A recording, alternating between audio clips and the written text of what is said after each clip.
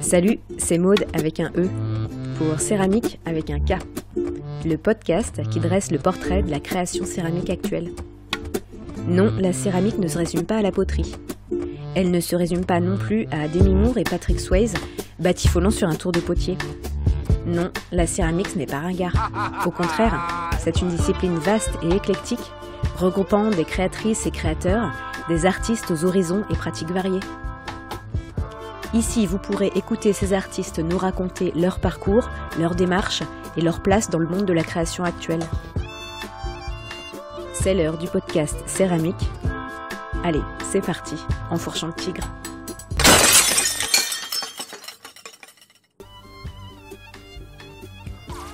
Chaque céramiste a sa propre obsession, ou spécialité si on préfère. Certains, ce sera la forme, d'autres le toucher, ou alors la couleur et l'émail. D'autres s'intéresseront aux motifs ou au décor. Comme Magali Ducrot en fait. Ces pièces sont aussi pratiques que graphiques. Joyeuses et colorées, Magali crée des contenants aux motifs ludiques qui amusent l'œil et l'esprit. Bonjour Magali, merci de m'accueillir chez toi, je suis très contente d'être là. Eh ben, bienvenue à la maison.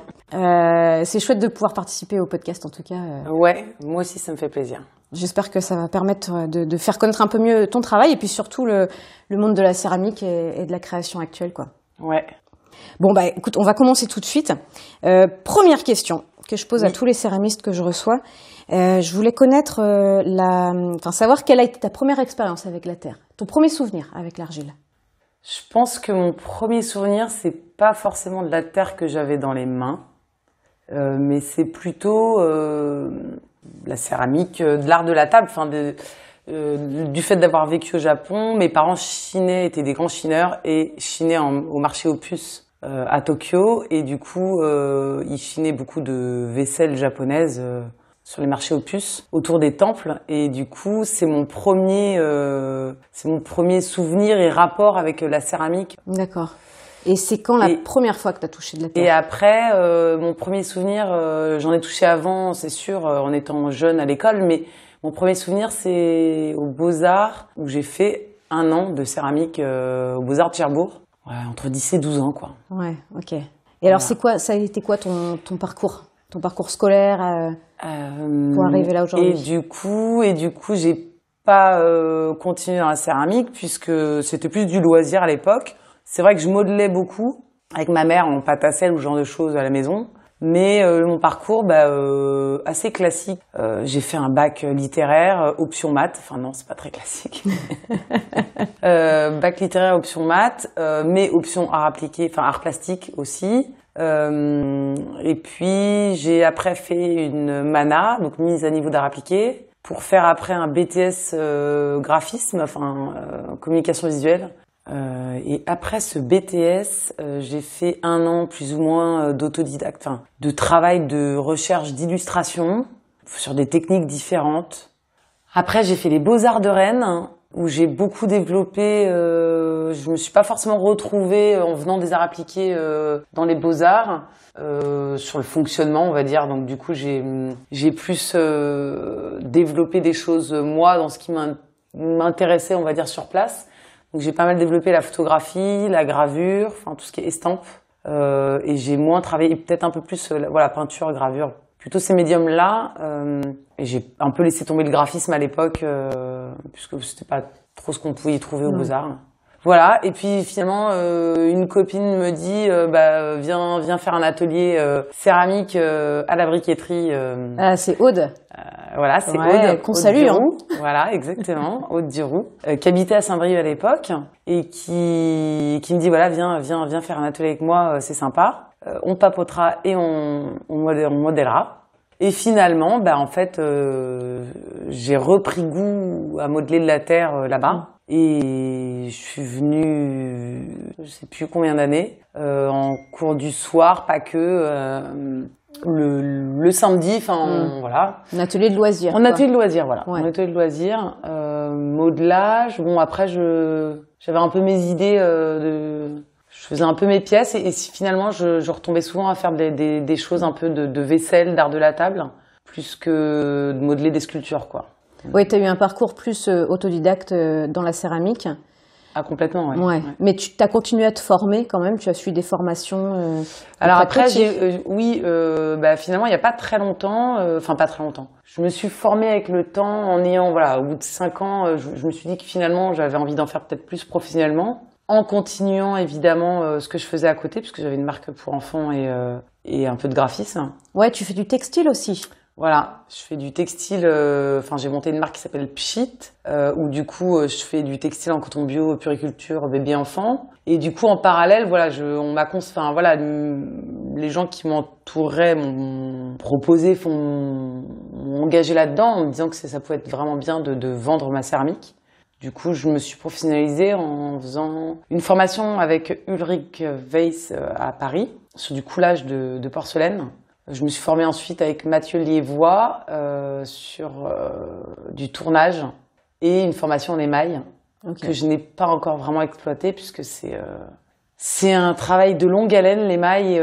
Pour l'instant, voilà, je n'ai pas eu le temps de m'occuper de l'émail pur et dur. Ok. Alors, comme tu as un parcours un peu atypique, est-ce que toi, tu te vois comme céramiste pure ou alors tu te dirais plutôt plasticienne, potière? Comment est-ce que tu t'identifies? Je me sens pas céramiste puriste parce que c'est pas mon métier premier d'être potière, voilà, de faire que de la terre. J'ai encore plein de lacunes dans le domaine. Enfin, j'ai tellement de choses à apprendre parce que c'est un domaine tellement large que finalement, je pense que même quand on est potier, on meurt sans connaître toutes les techniques et les petites astuces. Je dirais que même en tant que graphiste, je me sentais pas graphiste pur et dur non plus. Je sais pas si c'est bien ou pas bien, mais en tout cas, c'est comme ça. Mais je pense que je suis plasticienne dans l'âme, où j'aime bien du coup travailler la matière en général, que ce soit l'argile, le bois, le papier, de travailler des techniques différentes et de pas être. Je suis pas quelqu'un qui fait une technique et qui ne fait que ça toute sa vie.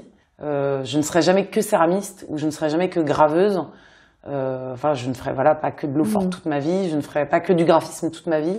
Je suis pas capable de faire ça, je déteste la routine et j'ai besoin de rebondir d'un médium à l'autre. Créatrice, moi je te vois créatrice. Ou créatrice. Ouais. Dans ton boulot de céramique, c'est quoi les thématiques que tu abordes? Je travaille plus l'art de la table, donc plutôt de la vaisselle.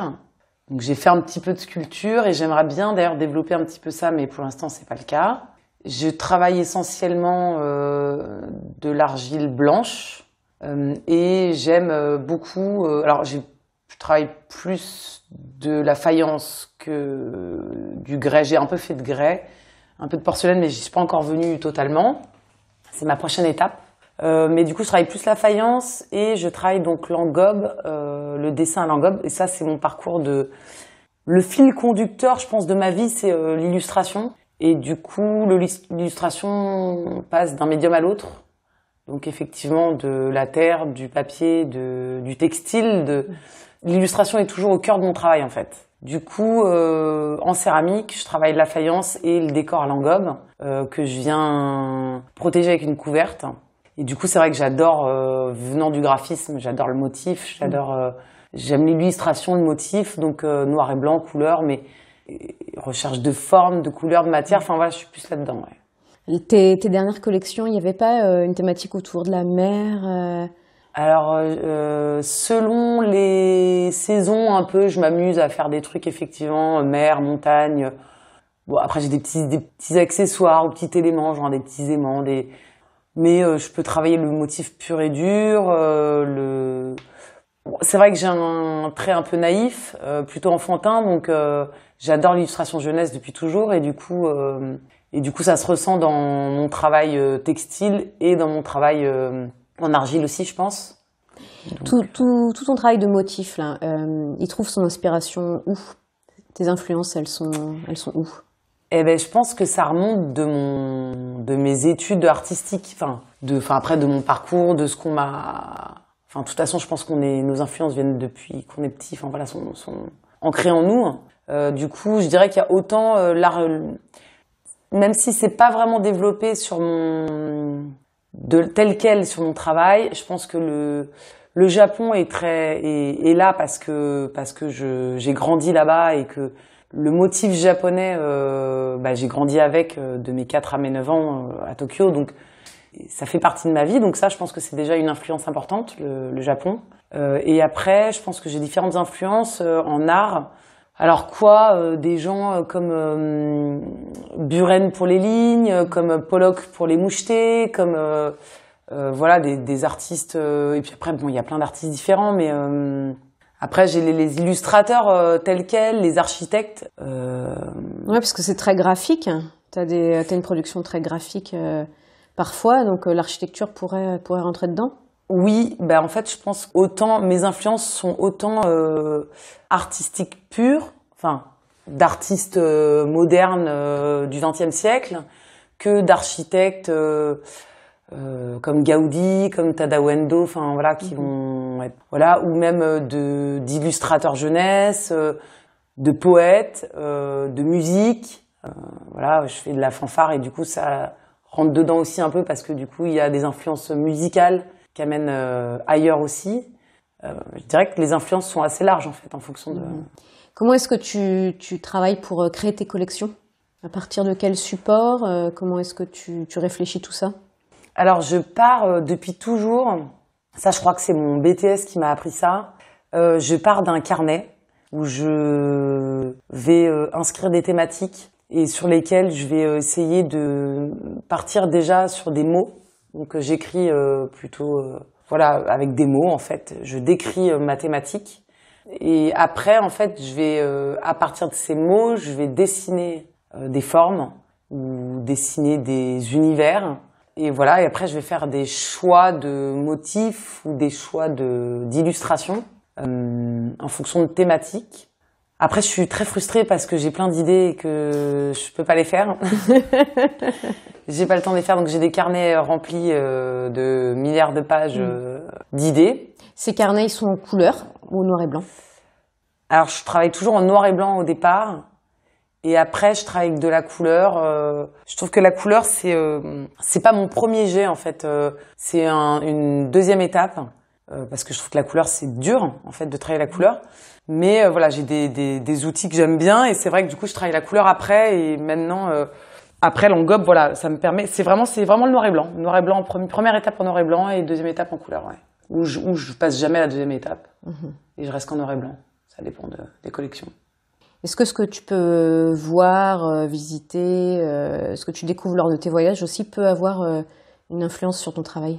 Ah oui, énormément parce que c'est vrai que ça c'est pareil, enfin j'ai eu de la chance de pouvoir voyager depuis petite et c'est vrai que j'ai pas parcouru tous les continents mais j'ai vu beaucoup de pays et c'est vrai que les motifs dans les pays, l'univers, les odeurs, enfin tout, finalement on est imprégné d'une autre culture et c'est vrai que j'ai grandi avec des parents qui m'ont éduqué là-dedans et du coup je pense qu'ils m'ont transmis ça, même les tissus, à la maison c'est vrai que je chine toujours pareil, que ce soit du textile, des masques, forcément c'est une inspiration qui revient, que ce soit asiatique, africaine.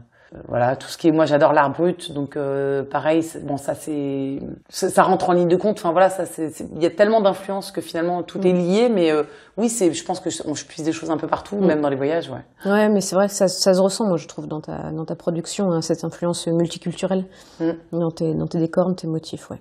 Ok. Est-ce qu'il y a des boulots de céramistes que tu aimes, desquels tu t'inspires? Alors, de céramiste, j'essaye de pas trop, même si je vois des choses sur les salons quand j'expose. Forcément, je regarde un petit peu comme beaucoup sur Instagram. Parfois, on se promène un peu d'un Instagram à l'autre ou d'un site à l'autre, mais j'essaye de pas trop regarder quand même. Enfin, je trouve que quand on se met à regarder, on a l'impression que finalement, on fait tous la même chose, plus ou moins. Je me concentre sur mon truc et puis après j'essaye de voir parfois des choses mais je m'en protège un peu. Est-ce que la céramique te fait vivre aujourd'hui? Pas essentiellement de la céramique.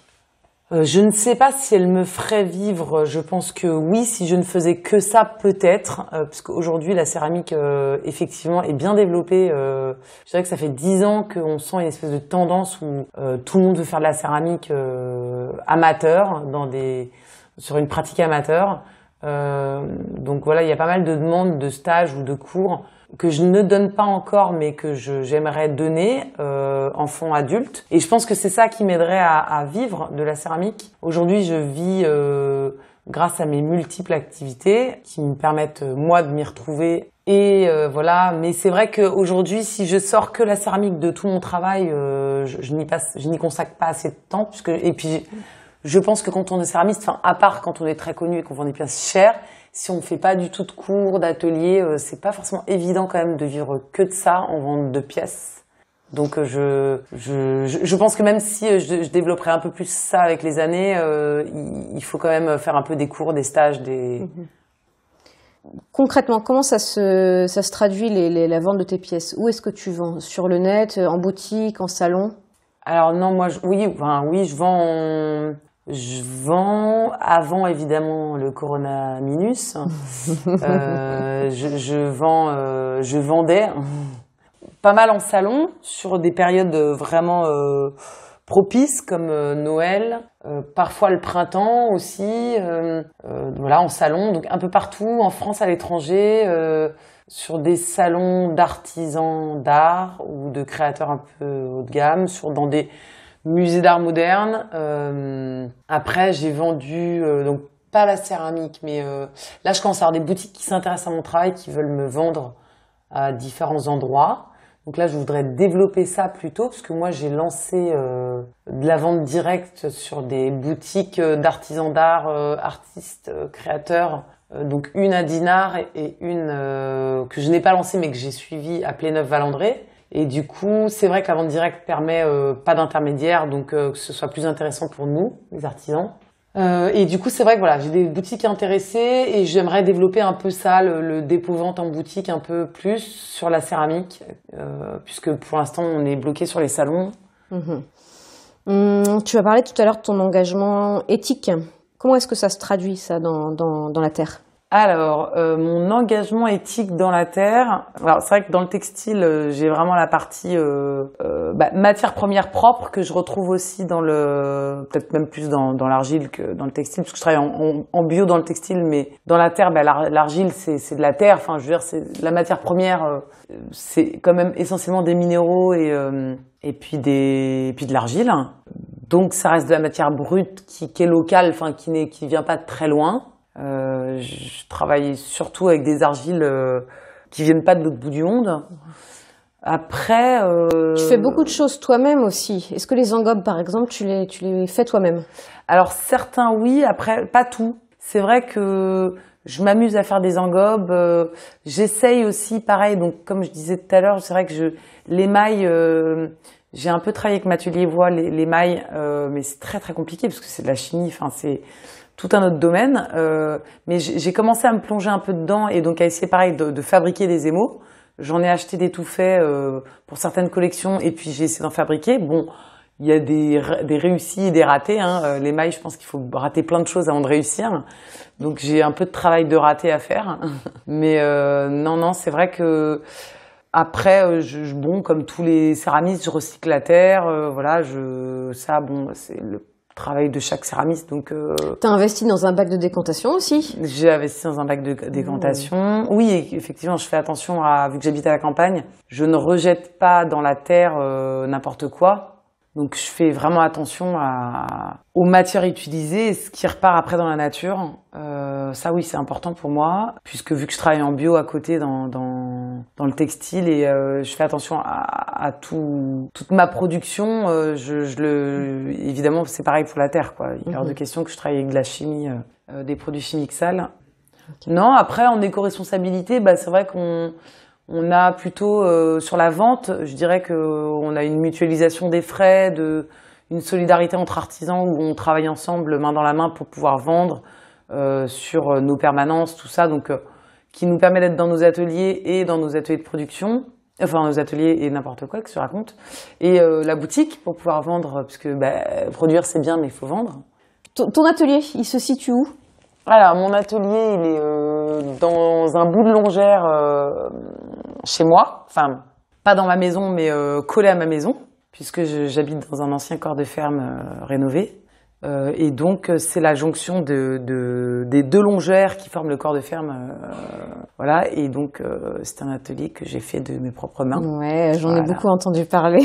J'ai suivi les travaux. Voilà, c'est ça. Donc, j'ai fait 2 ans de travaux pour arriver à m'installer dans cet atelier, pour enfin avoir un atelier au bout de 15 ans de travail acharné. Non, voilà. Donc, je suis contente. J'ai un atelier qui me semble encore trop petit, même s'il est grand, puisqu'il fait 35 mètres carrés au sol. Donc, j'ai 35 mètres carrés d'espace salle où je peux faire de la céramique, de la gravure, de la peinture, et 35 mètres carrés à l'étage d'espace propre pour la communication, le textile, le papier, enfin voilà, tout ce qui est plus propre.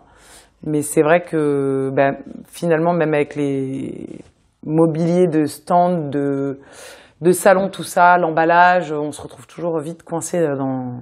Mais bon, il reste quand même grand et agréable. J'ai aperçu ton tour et ton four aussi. Ils sont dans l'atelier. C'est ça. Le tour et le four sont dans l'atelier. Four fraîchement acheté où justement je dois faire un Ulule pour le financer puisque j'ai encore un prêt à payer. Mais parce que c'est quand même une sacrée somme à sortir et que finalement on attend des années pour pouvoir s'acheter un four et un tour. Le tour, j'ai... Le grand avantage, c'est que mon papa faisait de la céramique a fait de la céramique pendant des années et s'était acheté un tour qu'il m'a donné, enfin prêté. Et le four, par contre, effectivement, c'était indispensable. J'ai perdu trop de pièces à faire des allers-retours pour des cuissons. Ouais. Dans quelle ambiance est-ce que tu travailles quand tu tournes, quand tu produis tes pièces, quand tu décores? Tu te mets de la musique, par exemple, de la radio?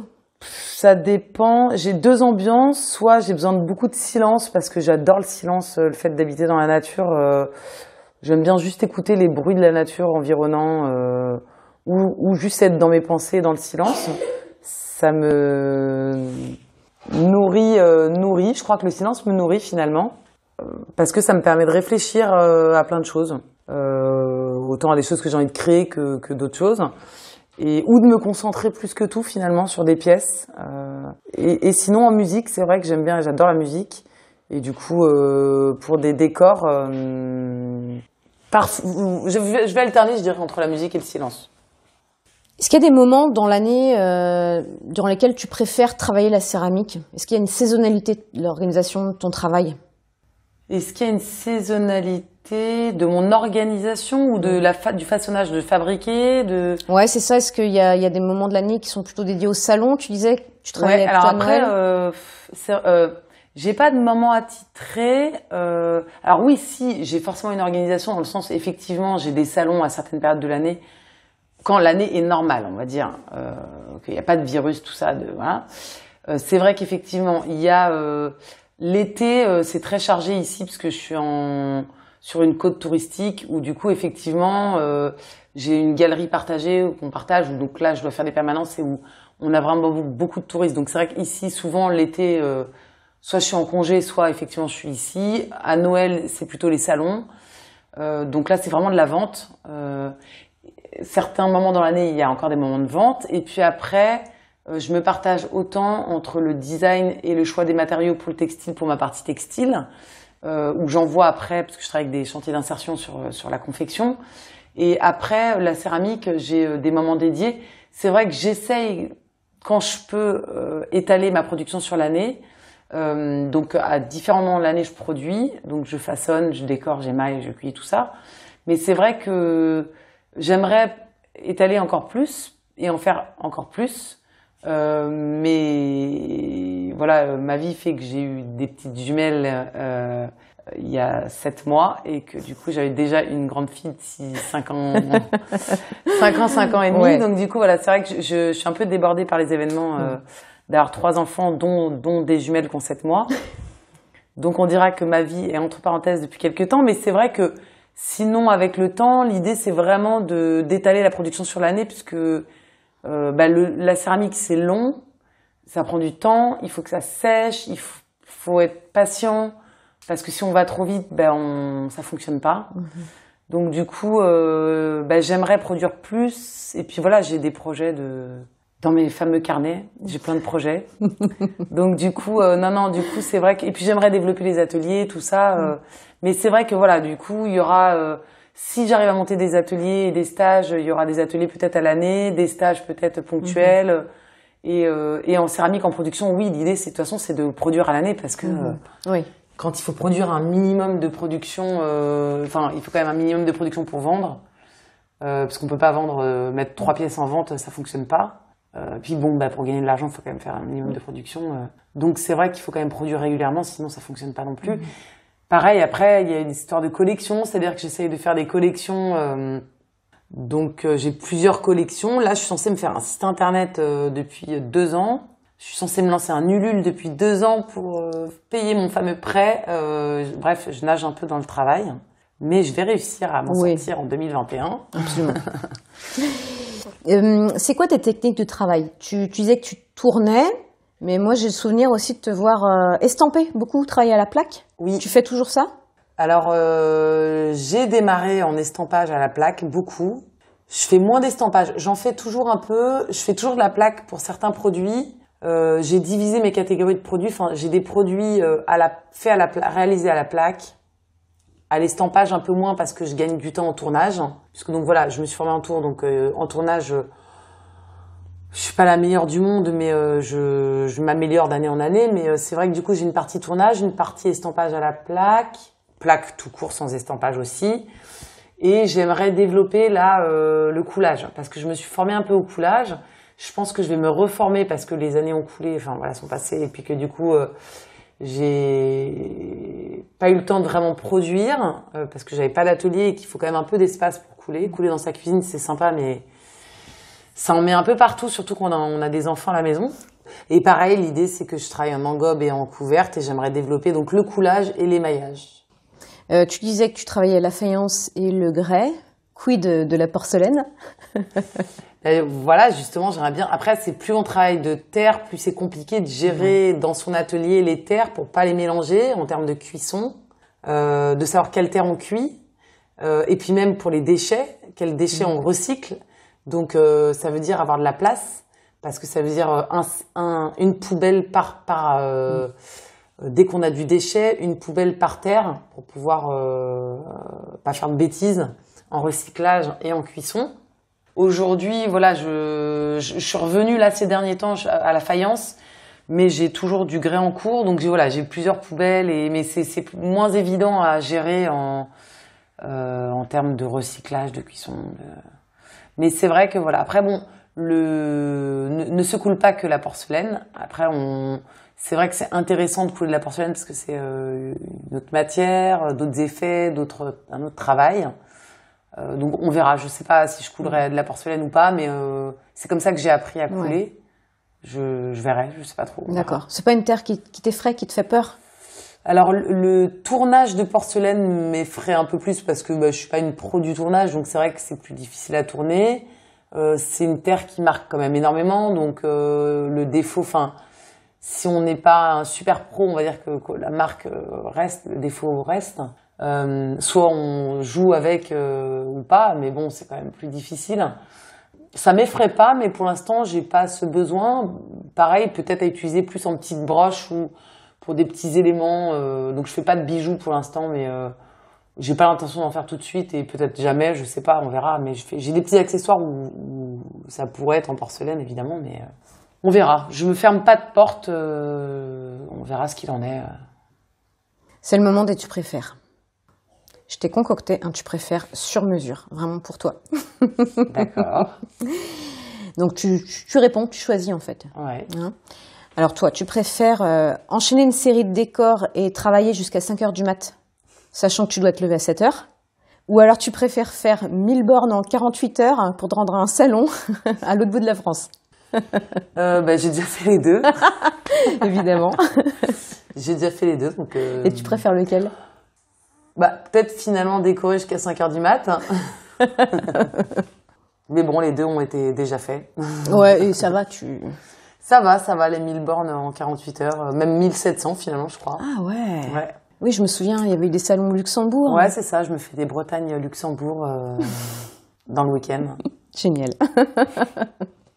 Alors, et sinon, aujourd'hui, en tant que céramiste, tu rêves de quoi pour l'avenir? En tant que céramiste, je rêve de quoi? Un atelier rangé, peut-être. Ah ouais, un atelier rangé, Ouais. encore plus d'espace. Qu'est-ce que je rêverais de faire en céramique plus tard? Ça peut être très matériel, hein, ça peut être du nouveau matériel, justement, pour ta production. Ou alors des beaux projets, des collaborations, Ouais, des collaborations un jour, ça me tenterait bien quand même d'arriver à trouver le temps de faire des collaborations avec d'autres gens quand mes enfants auront un peu grandi. Nouveau matériel, après je me bricole des trucs. Voilà, faut que je me bricole une croûteuse là pour avancer en plaque parce que c'est vrai que ça fait gagner du temps quand même. Mais sinon, non, ouais, un atelier mieux rangé, mais ça je vais y arriver. Oui. Ça c'est pas vraiment un. Non, c'est plus d'organiser, je dirais peut-être Non, c'est de lancer mon site parce que ça fait un moment que je veux me lancer un site pour la céramique. Bon, je suis graphiste à la base, donc je sais faire, hein, c'est les cordonniers les plus mal chaussés. Mais c'est le temps qui me manque. Si j'avais des journées de 48 ou 70 heures, ce serait parfait. Mais là, aujourd'hui, ce qui me manque, c'est le temps de travail. Parce que les projets, les envies, j'en ai plein. Et voilà, c'est d'organiser mes collections. J'ai plein de collections dessinées, de les réaliser, et de pouvoir les proposer sur Internet, parce que j'ai aussi pas mal de demandes de vente sur Internet et que j'arrive pas à suivre toutes les demandes. Donc, ce serait plutôt d'arriver à mieux m'organiser et créer plus, en fait. Voilà. Alors, plus de temps pour créer, parce que créer seul, c'est bien. Hein. J'aimerais bien faire que ça de ma vie. Ouais. Mais finalement, il faut quand même vendre. Donc, ça prend du temps. Voilà. Bon, au final, c'est du temps, quoi. Ouais, c'est Plus ça. de Si temps. j'avais du temps, Ouais. ouais, ce serait génial.